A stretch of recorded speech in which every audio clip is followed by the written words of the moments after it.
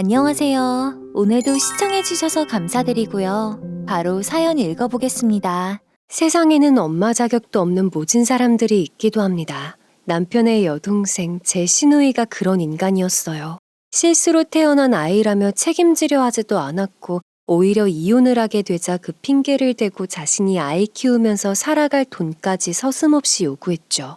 자신이 노력해서 돈 벌 생각은 하지도 않고 오직 부모의 재산에만 욕심을 부렸고 자신의 뜻대로 안 되자 자식까지 버리려고 한 짐승만도 못한 인간이었습니다.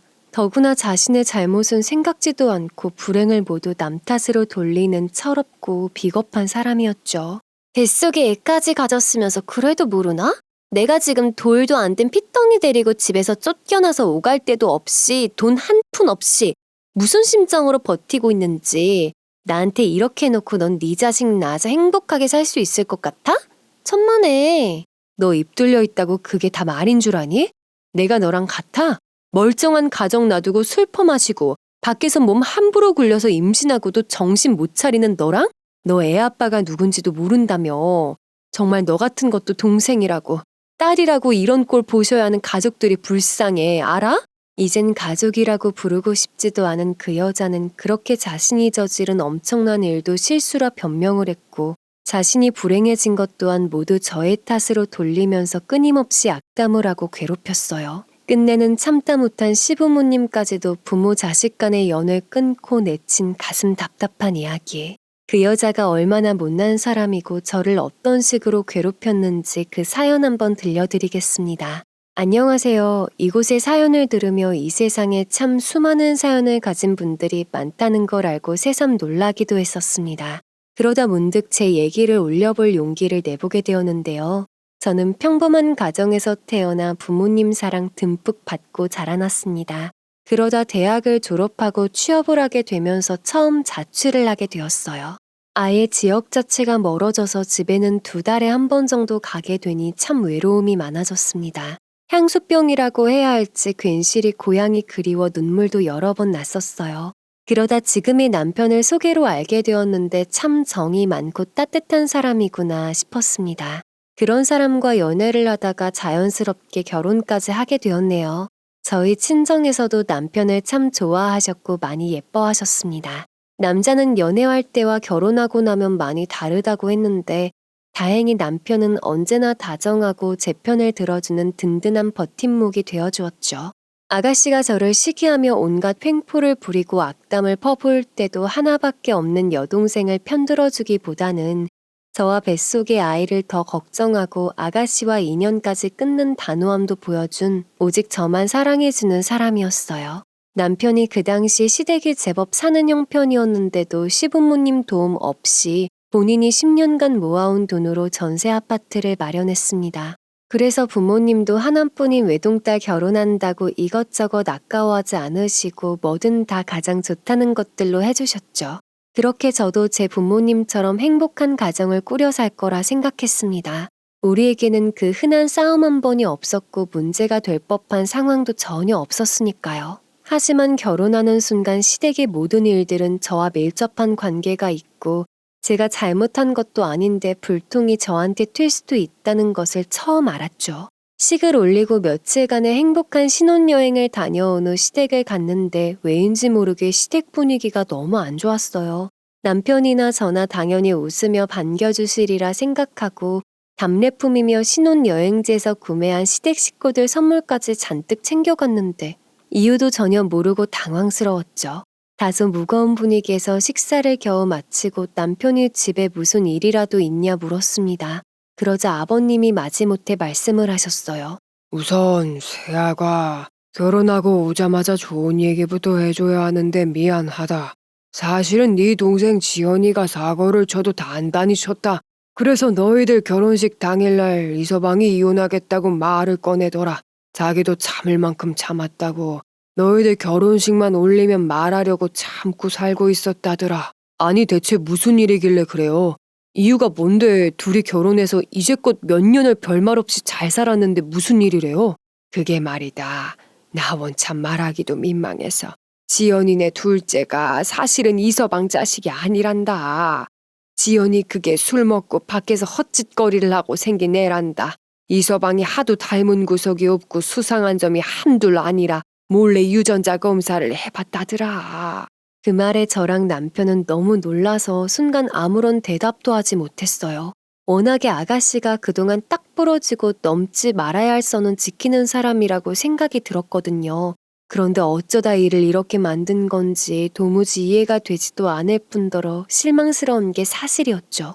남편 역시도 그게 사실이라면 2번 다시 얼굴도 보기 싫다며 상종하지 않겠다 말을 했고요.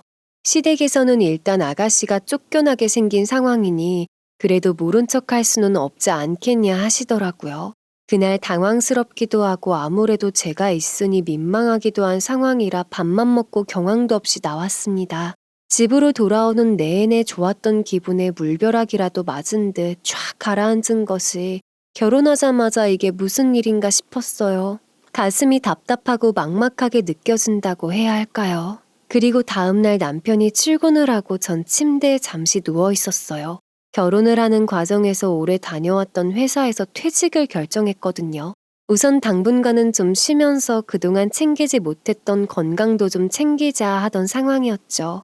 그런데 아침부터 시어머님께서 전화를 하셨더라고요. 세아가 잘 잤니?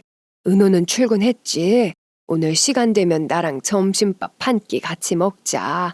엄마가 맛있는 밥 사줄게. 시어머니는 처음부터 엄마처럼 편하게 지내자 하시면서 엄마라고 부르라고 하셨는데 아무래도 전날 일이 마음에 걸리셔서 전화를 주신 건가 싶었습니다. 그래서 전화를 끊고 곧장 외출 준비를 해서 시댁으로 갔죠. 저희 신혼집에서는 차로 30분 정도 걸리는 거리라 그리 멀지도 않았어요. 그날 어머님을 모시고 제가 평소 좋아하는 식당으로 갔습니다. 음식을 주문하고 잠시 어색한 기운이 맴돌았는데 그 정적을 깬 건 어머님이셨어요. 정은아, 시집 오고 남편 사랑, 시부모 사랑 듬뿍 받아야 할 때인데 갑자기 이런 안 좋은 일이 생겨서 어쩌니? 너한테는 내가 참 미안하다. 지연이 걔가 둘째 낳은 지 아직 3달도 안 되어서 몸조리도 안 끝난 상황에 이런 일이 생기니 내가 참 속이 아니다. 네, 어머님, 저한테는 미안해하지 않으셔도 돼요. 오늘 식사 맛있게 잘 먹고 어머님이랑 좋은 시간 보내고 가면 되죠, 뭐. 식사를 하는 내내 어머님은 제게 결혼을 하면 여자가 어떤 행동을 해야 하는지, 시댁에서는 어떻게 행동해야 하는지, 아가씨의 사건 때문인지 계속 여자의 품행이나 예의 범절에 대해서 말씀하셨어요. 그 덕에 평소 아주 좋아하던 식당이라 밥 한 공기를 남겨본 적이 없었는데 밥이 잘 넘어가지 않았습니다. 그렇게 식사가 끝나고 어머님은 그 근처에서 볼 일이 있다고 하셔서 바로 가셨어요. 그래서 전 집으로 바로 갈까 하다가 밖에서 오랜만에 커피 한 잔 혼자 마시면서 시간을 보내기로 했어요. 그리고 남편 퇴근 시간 맞춰서 같이 집으로 돌아왔습니다. 남편은 어머님이랑 무슨 얘기를 나눴는지 어땠는지 많이 궁금했는데 사실 이때까지만 해도 TV에서 흔히 보던 막장 고부관계는 저와 먼 얘기라 생각을 했었지요. 그것도 제 잘못이 아닌 아가씨와 엮여진 사건으로 인해 결혼 초부터 어머님의 미움을 살 거라고는 상상도 못했던 일이었습니다. 그렇게 저에게 모든 불똥이 튄 건 며칠 뒤 아가씨로부터 걸려온 전화를 받게 되면서 벌어졌습니다. 오랜만에 친구들과 모임이 있었던 날이었어요. 저녁을 먹고 2차로 분위기 좋은 와인바에 갔는데 아가씨에게 전화가 왔습니다. 사실 결혼 전부터 번호는 알고 있었지만 한 번도 따로 전화를 했던 적은 없었거든요. 무슨 일인가 싶어 받아보니 지금 아기가 아프다며 당장 집으로 와줄 수 있냐는 전화였어요. 이미 전 술도 한 잔 마신 상태라 우선 제 남편에게 연락을 해보라 말을 하고는 끊었습니다. 그리고 남편에게도 따로 전화를 걸어 아가씨와 통화해보고 무슨 일 있으면 다시 전화 달라고 했지요. 그런데 따로 연락이 오지 않길래 저도 안심하고 친구들과 시간을 보냈습니다. 그리고 밤 10시쯤 집에 돌아왔는데 남편이 집에 없더라고요. 그래서 전화를 걸어보니 아가씨와 조카를 데리고 응급실에 갔다가 이제 막 집으로 돌아오는 길이라고 합니다. 애기 많이 안 좋아? 응급실까지 갈 정도면. 아니, 아기가 갑자기 열이 오른다는데 그 시간에 아동병원 문 연 곳이 없더라고. 다행히 지금은 열도 내리고 괜찮아져서 걱정할 정도는 아니야. 그나저나 자기는 모처럼 잘 놀고 왔어? 남편이 집에 도착해서 잠시 이런저런 얘기를 나누다가 문득 아가씨한테 미안한 마음이 들었어요.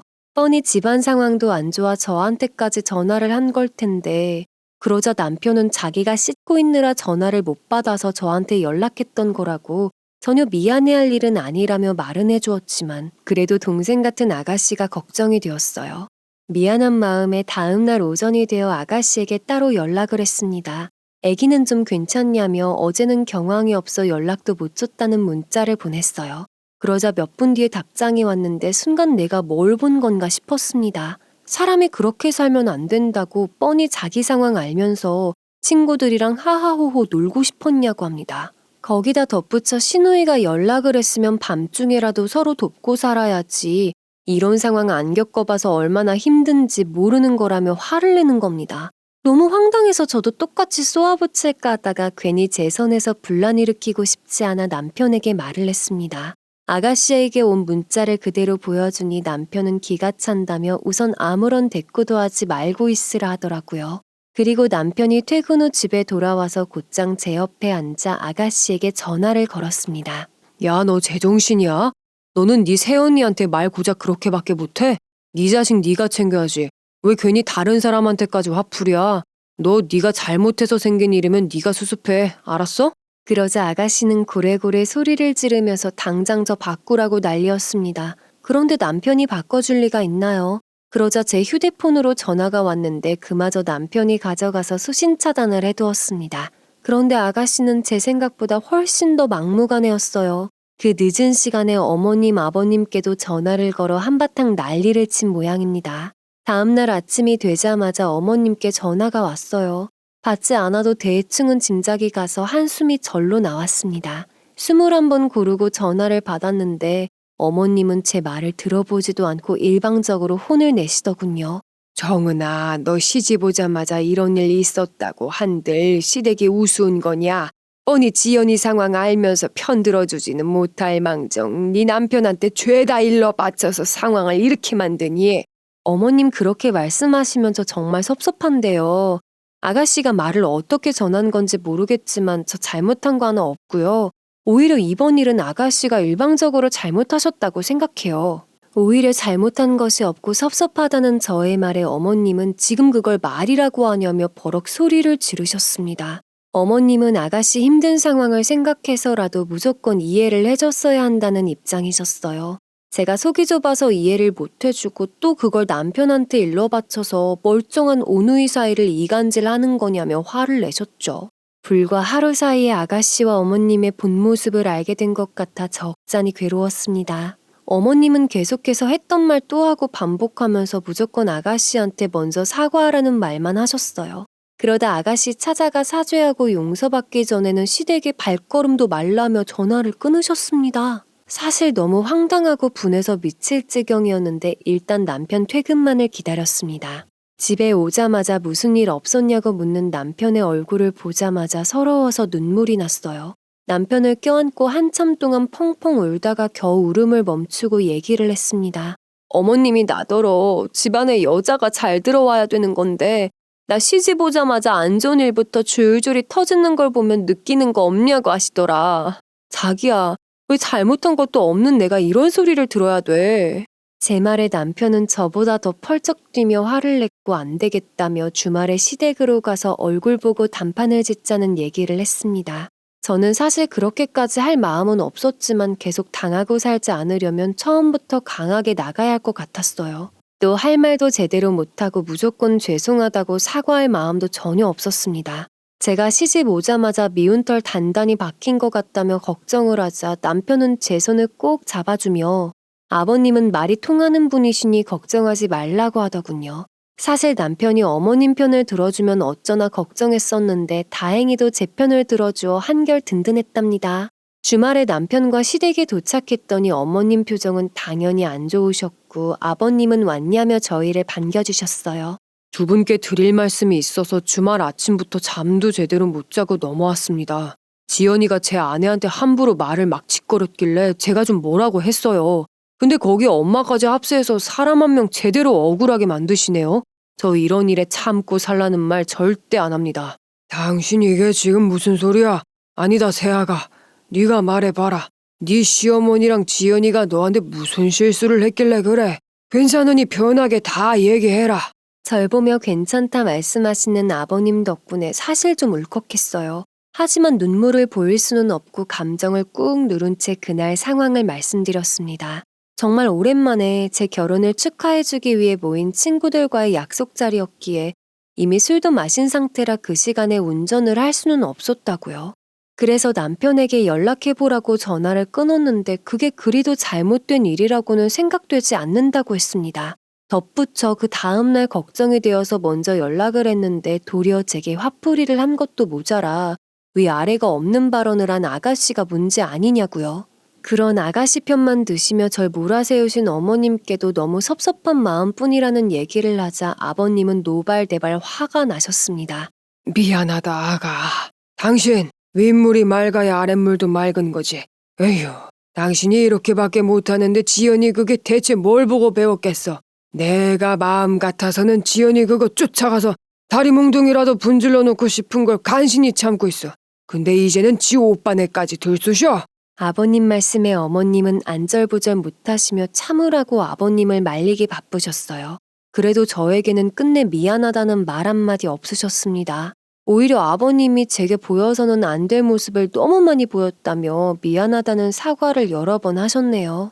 그날 다시는 이런 일 없을 거라는 아버님 말씀을 끝으로 저희는 먼저 나왔습니다.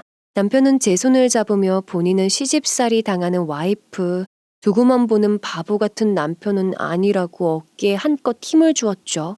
그 모습이 어찌나 웃기면서도 듬직했는지 아직도 그때 생각을 하면 웃음이 나옵니다.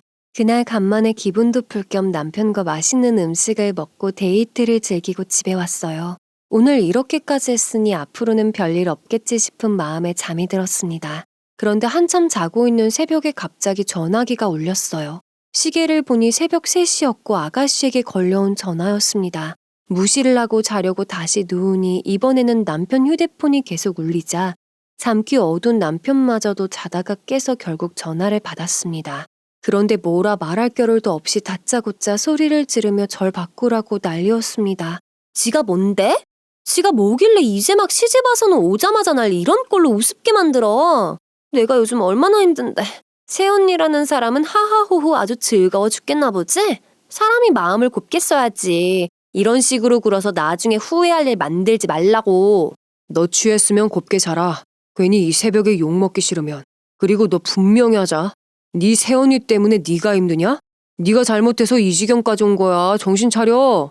남편은 그 말을 하고 일방적으로 전화를 툭 끊고 아예 차단을 해버렸습니다. 그리고는 다시 침대에 누워 제게 미안하다는 말을 여러 번 했어요.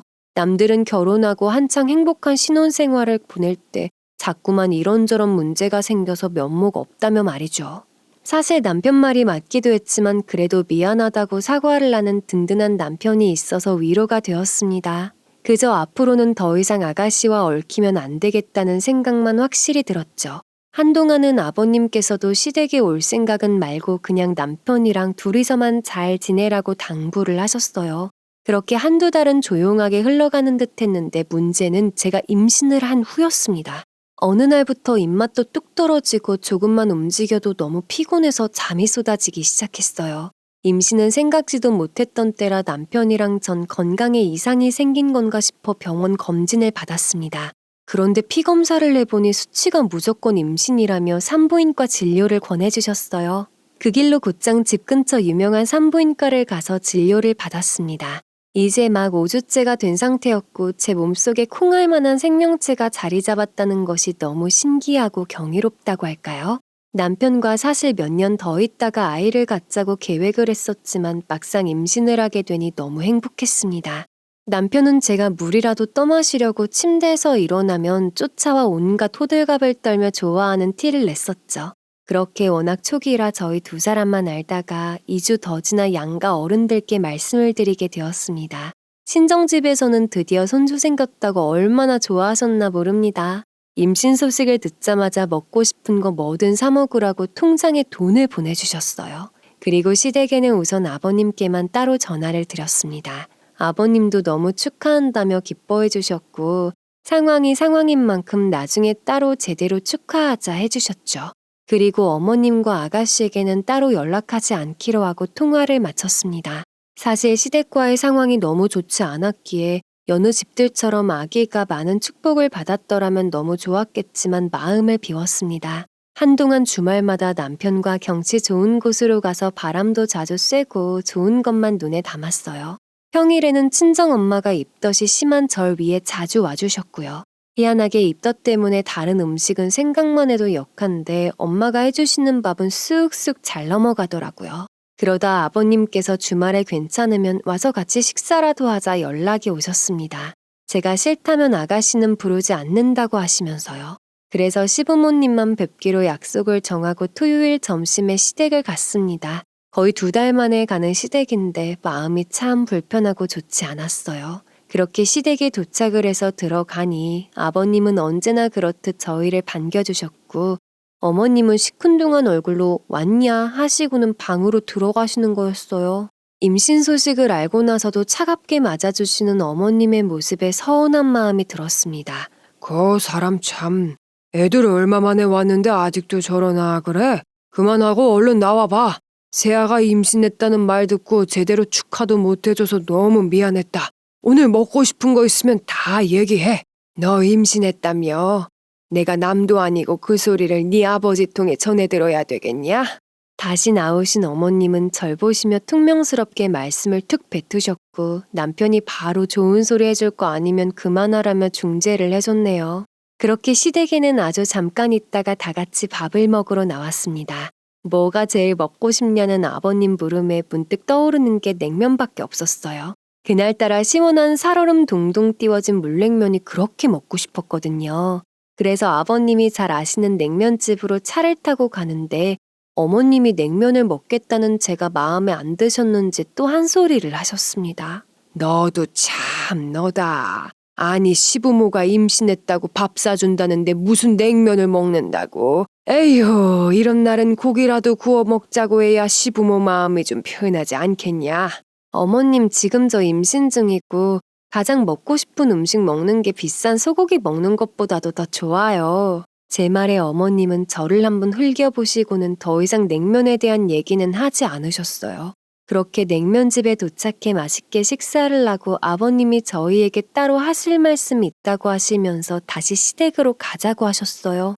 뭐 은호 너는 대충 알 텐데 은호 할아버지가 남겨주셨던 땅이 꽤 많다. 예나 지금이나 부자 중에서도 땅 부자가 제일 아니겠냐. 뭐 나 역시도 그 덕분에 젊어서부터 고생 없이 지금껏 나름 편하게 살아왔고 이제는 나도 뭐 늙었고 관리하기도 영 힘들지 싶다.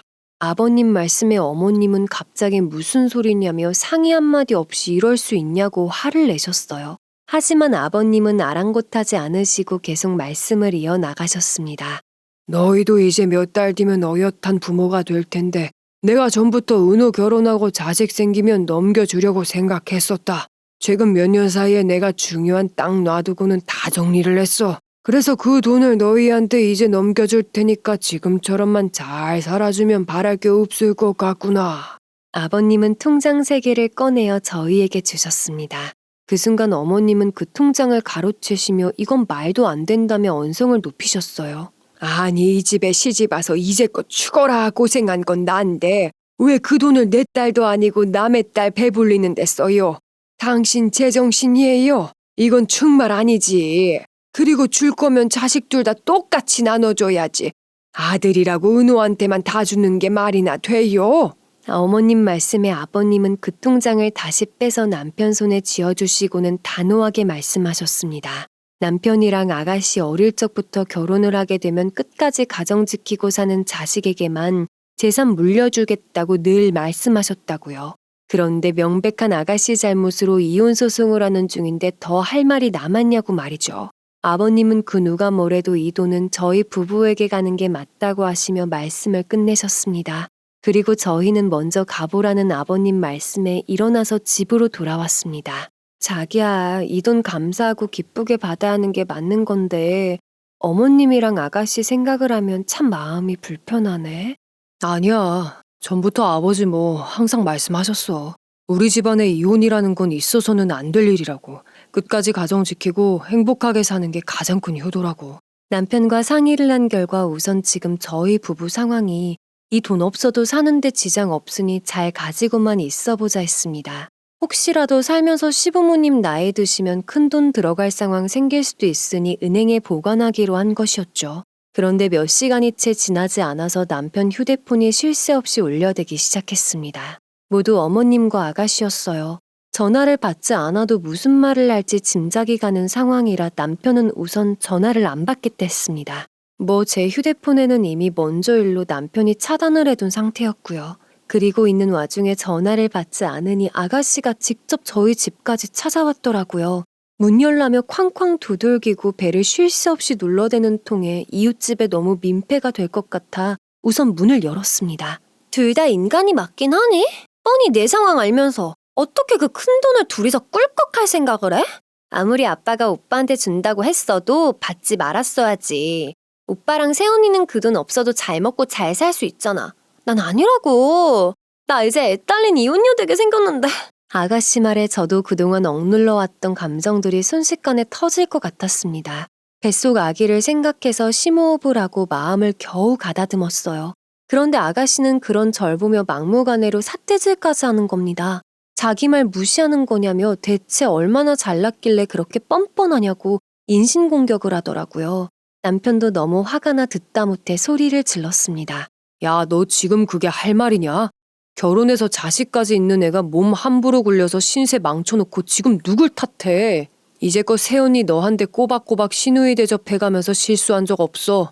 아가씨는 말 다 했냐며 눈이 완전히 뒤집혀서 앞에 서 있던 절 갑자기 밀치기까지 했어요. 워낙 순식간에 일어난 일이라 순간 중심을 잃었고 하필이면 거실 탁자에 허리를 세게 부딪히며 뒤로 넘어졌습니다. 순간 남편이나 저나 혹시 애기 잘못되면 어쩌나 너무 놀라 몸이 그대로 굳어버렸어요. 남편은 저를 부추겨 소파에 눕혀주고 배를 만지며 괜찮냐고 물었습니다. 뭐야, 꼴에 임신도 있나 보네? 정말 가지가지한다. 동생은 이제 돌도 안 된 애 데리고 집에서 쫓겨나는데 임신했다고 정말 호들갑이란 호들갑은 다 떨고 있네. 마음을 곱게 써 제발. 부모가 마음을 곱게 안 쓰는데 그 애라고 얼마나 잘 붙어 있겠어?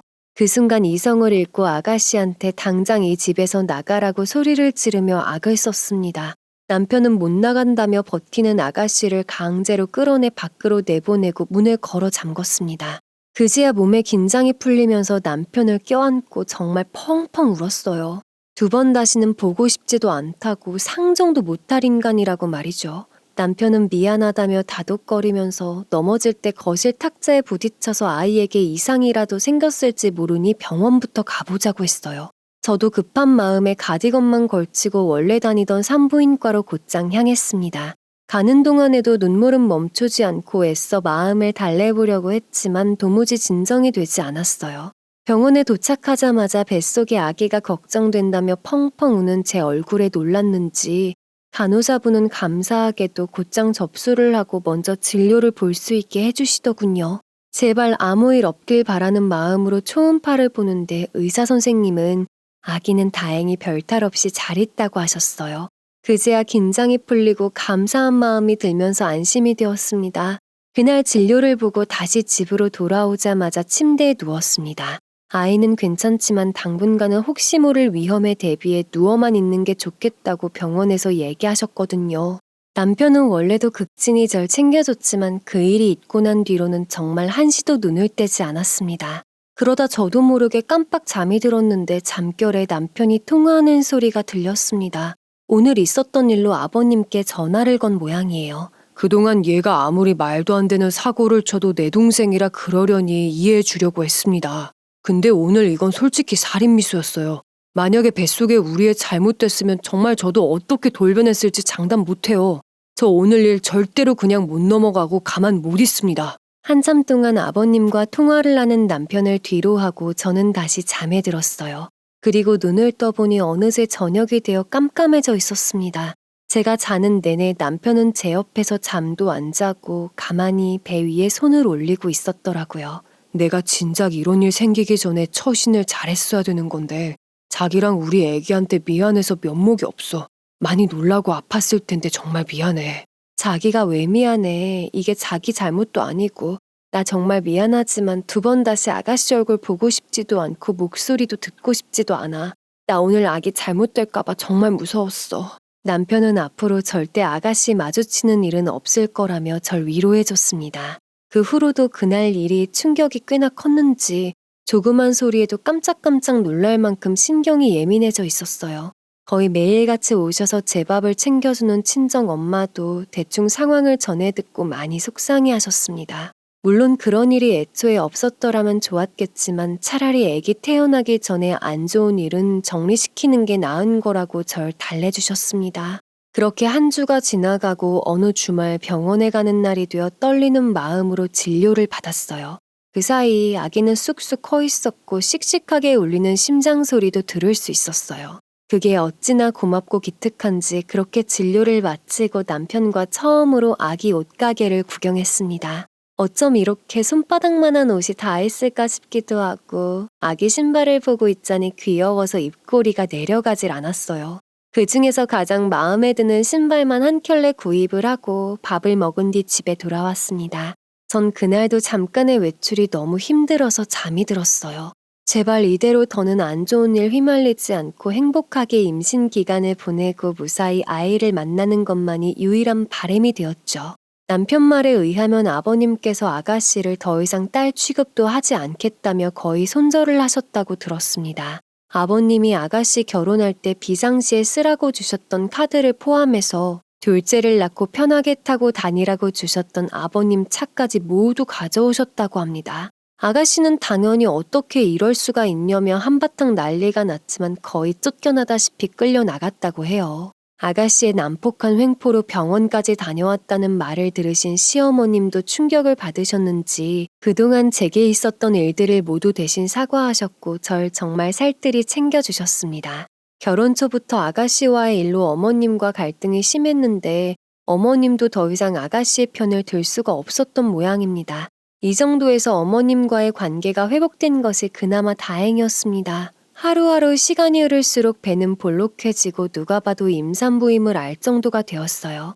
평일에는 점심을 먹고 친정엄마와 함께 집 근처 공원을 한 바퀴 돌곤 했습니다. 그런데 하루는 엄마가 못 오셔서 저 혼자 공원에 갔었어요. 그날따라 나올 때만 해도 화창하던 날씨가 순식간에 먹구름이 잔뜩 껴서 어두컴컴하게 변했습니다. 그래서 쫓기다시피 서둘러 집으로 돌아와 아파트 공동 현관 입구에 비밀번호를 딱 누르는데 뒤에서 누군가가 갑자기 제 어깨를 탁 잡는 겁니다. 깜짝 놀라서 뒤를 돌아보니 아가씨였어요. 지금 이게 무슨 짓이에요? 더 이상 난 할 말 없고 얼굴 보고 싶지도 않으니까 돌아가요. 이게 다 너 때문이야. 너만 아니었으면 내가 이렇게 집에서까지 쫓겨나진 않았을 거라고. 너 때문에 나랑 내 아기는 오갈 곳도 없이 집에서 쫓겨나서 친정에서도 버림받았어, 알아? 앙칼진 목소리로 저량에 바락바락 소리를 찌르는 아가씨는 금방이라도 무슨 일을 벌일 것만 같았어요. 비도 오는 바람에 주변에 돌아다니는 사람도 거의 없어 사실 더 무서웠습니다. 홀몸도 아닌데 혹시나 저번처럼 무슨 일이라도 생기면 어쩌나 제 머릿속에는 그 생각 하나뿐이었어요. 어떻게든 집 안으로 빨리 들어가야 하는데 아가씨는 쉽게 물러날 생각이 전혀 없어 보였습니다. 아가씨 나한테 이러지 말고 오빠한테 말해요. 내가 해결해 줄 수 있는 건 아무것도 없고 나한테 이럴수록 더 곤란해지는 건 아가씨예요. 제발 똑같은 잘못 그만 되풀이하고 돌아가요. 제 말이 끝나기도 전에 아가씨는 분을 참지 못하겠는지 욕설을 퍼붓기 시작했습니다. 그러면서 하는 말이 아버님께서 저희에게 물려주신 재산 자기에게 주지 않으면 무슨 짓을 할지 모르겠다고 협박까지 하더군요. 저는 어떤 말도 섞고 싶지가 않고 저도 버티기 어렵겠다 싶었는데 소란스러운 소리에 아파트 경비 아저씨께서 달려오셨습니다. 무슨 일이냐며 물으시고는 바들바들 떨고 있는 절 부축해 주시면서 막무가내로 소리를 지르며 욕을 해대는 아가씨를 겨우 떨어뜨려 주셨어요. 아가씨는 그제서야 욕설을 멈추고 씩씩거리면서 돌아갔습니다. 다행히 제때 나타나준 경비 아저씨 덕분에 아가씨의 횡포에서 벗어난 저는 떨리는 손으로 남편에게 전화를 걸 수 있었고 남편은 제 전화를 받고 20분도 지나지 않아 집으로 와주었어요. 남편 얼굴을 보니 그제야 안심이 되어 아무 말 없이 그렇게 한참 동안 꼭 안고만 있었습니다. 그러다 어느 정도 안정을 되찾고 남편과 얘기를 나누기 시작했어요. 아버님이 우리한테 주셨던 그 돈 말이야. 그거 당장 토해내지 않으면 가만두지 않을 거라고 난리였어. 난 더 이상 이런 일 겪는 것도 너무 무섭고 우리 아기한테 무슨 일이라도 생기면 나 그때는 정말 못 살아. 제 말에 남편은 두고만 볼 일이 아니라며 아가씨에게 전화를 걸었습니다. 내가 너한테 왜 전화했는지 너도 알 텐데. 너도 나한테 하고 싶은 말이 많은 것 같던데 지금 당장 본가로 들어와. 와서 네가 하고 싶은 말 있으면 모두 다 있는 자리에서 해. 남편은 전화를 끊고 곧장 시댁에 다녀오겠다 했어요. 그런데 남편 없이 혼자 있는 것도 무섭고 더는 피하지만은 않겠다는 각오로 저도 같이 시댁으로 향했습니다. 시댁으로 가는 차 안에서도 계속해서 마음을 독하게 먹었어요. 저는 속수무책으로 당해주지 말자고 제 속에 담아두었던 말 모두 다 내뱉고 제대로 끝을 내자 결심을 했습니다. 남편은 무슨 일이 있어도 자기가 저랑 아기를 지킬 테니까 겁먹을 필요 없다며 안심시켜 주려고 애를 썼죠. 시댁에 도착해 남편은 우선 시부모님께 전후 사정을 모두 말씀드렸습니다. 오늘 낮에 이 사람 혼자 있는 집까지 찾아와서 행패를 부리고 욕하고 소리 지르고 난리도 아니었대요. 경비 아저씨가 도와주시지 않았으면 어떻게 됐을지 모르는 일이라 더는 두고 볼 수가 없겠어요. 그래서 지금 걔도 여기로 오고 있어요. 엄마랑 아버지도 이제 정말 선택하세요. 정은아, 정말 내가 딸 자식이 아니라 괴물을 낳아서 키웠다. 어쩜 이렇게 인간 노릇을 못하고 정신을 못 차리는지. 더는 인간으로 살기 틀린 것 같아. 너한테 미안해서 어쩌니. 그동안 아가씨를 감싸던 어머님도 아가씨의 계속된 충격적인 횡포에 놀라셔서는 제 손을 어루만지며 미안하다는 말을 수없이 하셨어요. 그리고 아버님은 화를 주체할 수가 없다고 하시며 아가씨가 오기만을 기다리고 계셨습니다. 그렇게 저희가 시댁에 온 지 한 30분 정도 지났을까 아가씨가 도착했어요. 이미 시댁 비밀번호도 모두 바뀐 상태라 남편이 씩씩거리며 문을 열어줬습니다. 당장 네 새언니 앞에 무릎 꿇어. 무릎 꿇고 용서 받을 때까지 싹싹 빌고 또 빌어. 네가 인간으로 살길 바란다면 네 자식들한테 더는 부끄러운 엄마 안 되고 싶으면 당장 용서를 구해라. 남편 말에 아가씨는 코웃음을 치면서 빌 사람은 되려 자기가 아니라 저라고 하더군요. 저만 아니었으면 자기가 천하의 고아도 아니고 이렇게 가족에게까지 버려지는 일은 없었을 거라고 말이죠. 그러면서 이제는 정말 막 나가기로 작정을 한 건지 제 배를 가리키며 막말을 서슴지 않았습니다. 뱃속에 애까지 가졌으면서 그래도 모르나?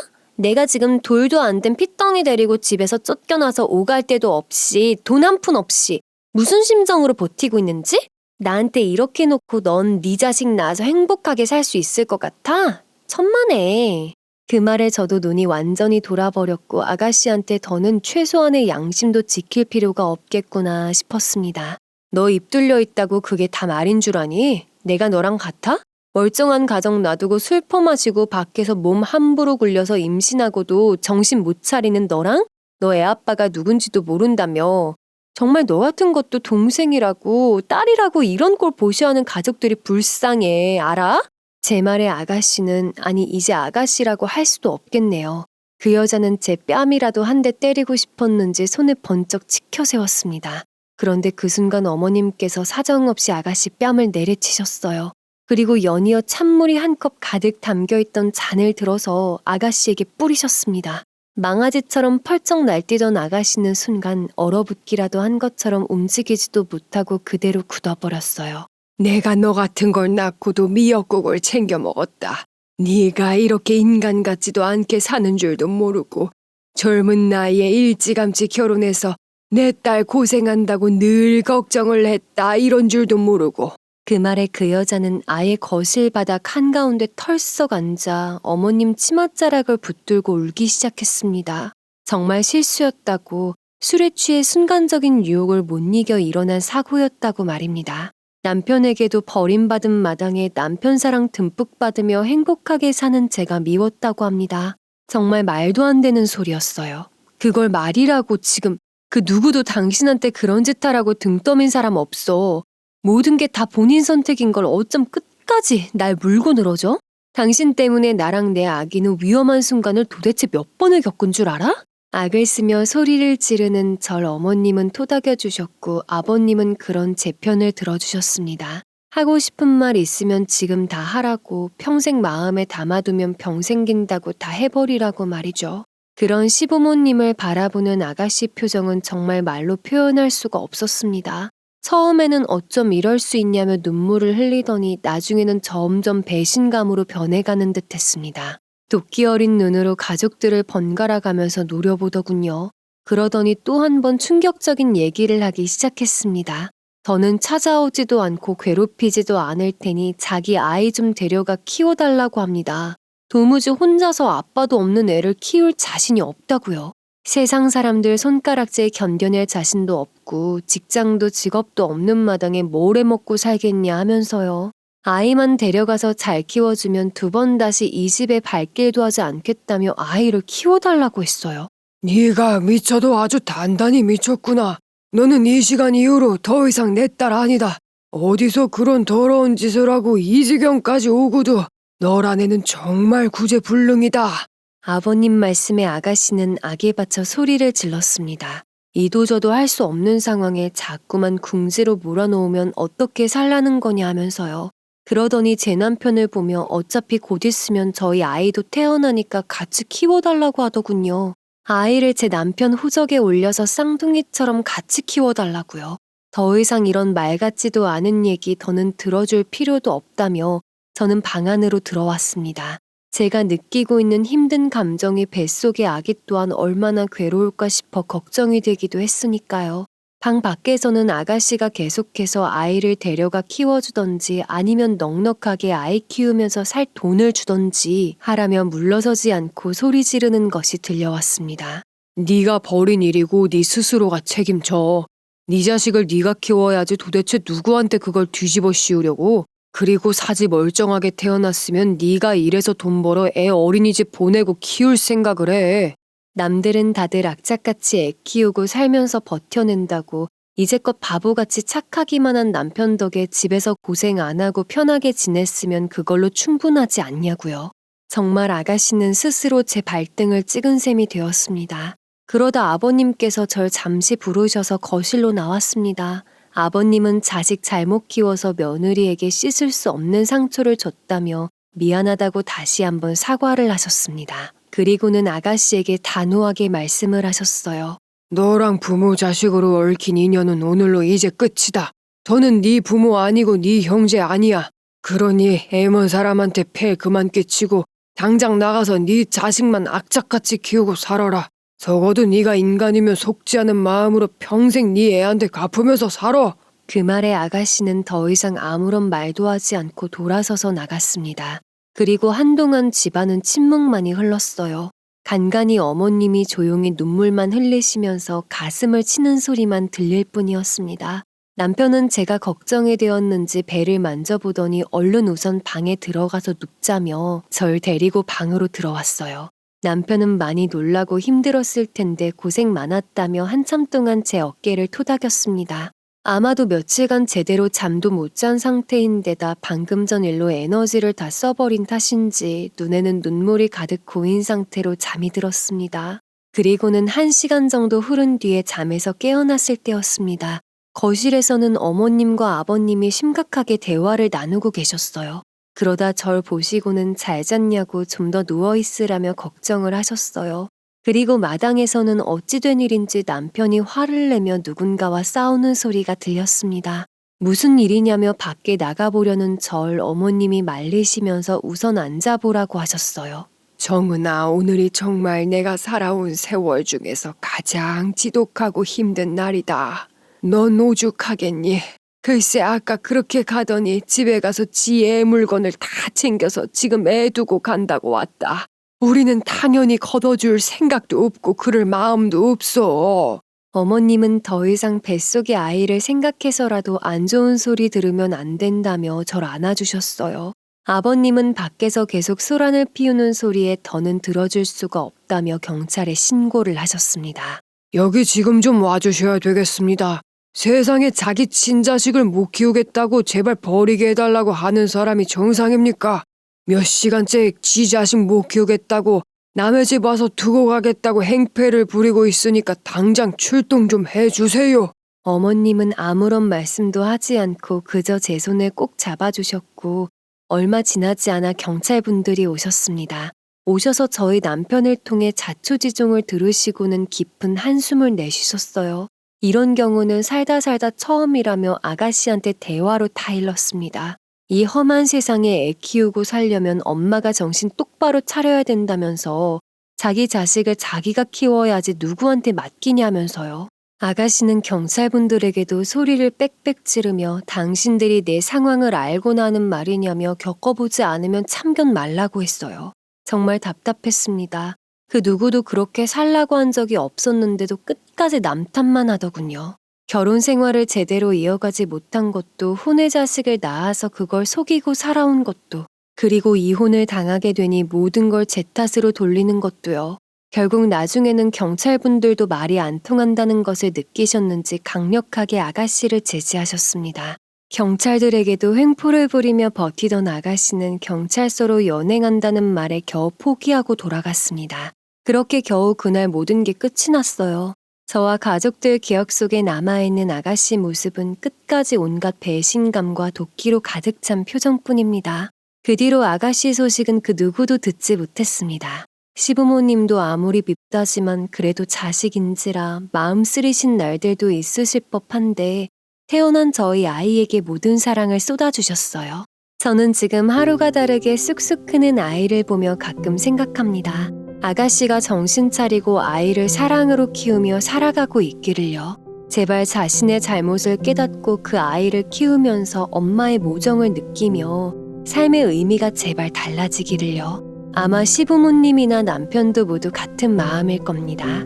정말 언젠가 시간이 흘러 아가씨가 지난날의 잘못을 깨닫고 뉘우치는 날이 오긴 할까요? 그런 날이 온다면 저와 가족들은 아가씨를 용서하고 받아들일 수 있을까 생각해 봅니다. 부디 제 사연을 들어주신 모든 분들에게는 잔잔한 평화와 행복만이 가득하기를 바라봅니다.